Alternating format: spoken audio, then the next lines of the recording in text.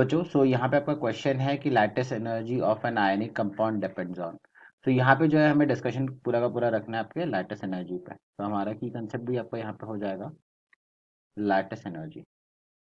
तो अगर हम बात करते हैं लैटिस एनर्जी को, तो यहाँ पे हम इसको डिफाइन करते हैं कि the total amount of energy required to break an lattice into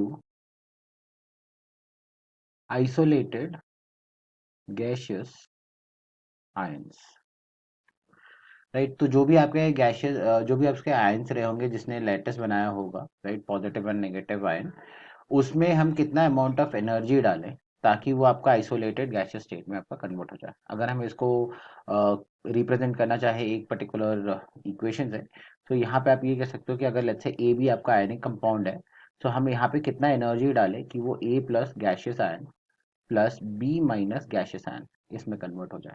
तो जो भी आपकी अमाउंट ऑफ एनर्जी रिक्वायर्ड होगी वो आपकी लैटिस एनर्जी होगी। तो यहाँ पे हम जैसे देखें तो आपकी जो लैटिस एनर्जी होती है को हम जो है लिखते हैं इक्वल टू आपके के Q1 Q2 divided by are के बराबर। एंड यहाँ पे अगर आप देखोगे आपका जो Q1 है वो बेसिकली आप मान लीजिए चार्ज, एक्चुअली Q1 और Q2 दोनों के बारे में हम बोले तो ये चार्जेस ऑफ आयंस है। तो एक आपका पॉजिटिव आयन होगा, दूसरा आपका नेगेटिव आयन होगा फॉर श्योर। आर जो है बेसिकली आपका डिस्टेंस है, आयनिक रेडियस है।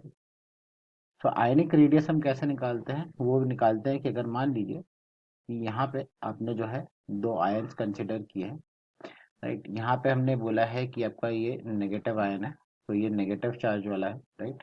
और यहाँ पे हमने ये माना है कि आपका कैटायन है, राइट। सो इन दोनों के न्यूक्लियस के बीच में जो भी आपका डिस्टेंस है आर, इसको हम कह रहे हैं आपका, ये आपका distance between those two charges और आयंस। सो यहाँ पे अगर हम देखें तो ये बेसिकली दोनों चीज पे आपका डिपेंड करेगा। और हेंस यहाँ पे जो आपका ऑप्शन 4 बोला गया था कि charge and the size of the ion, तो ये आपका जो है करेक्ट आंसर बन जाएगा। बाकी जो ऑप्शंस देखें तो वो ऑप्शन है आपका सिर्फ charge on the ion only, size of the ion only, packing of ion only.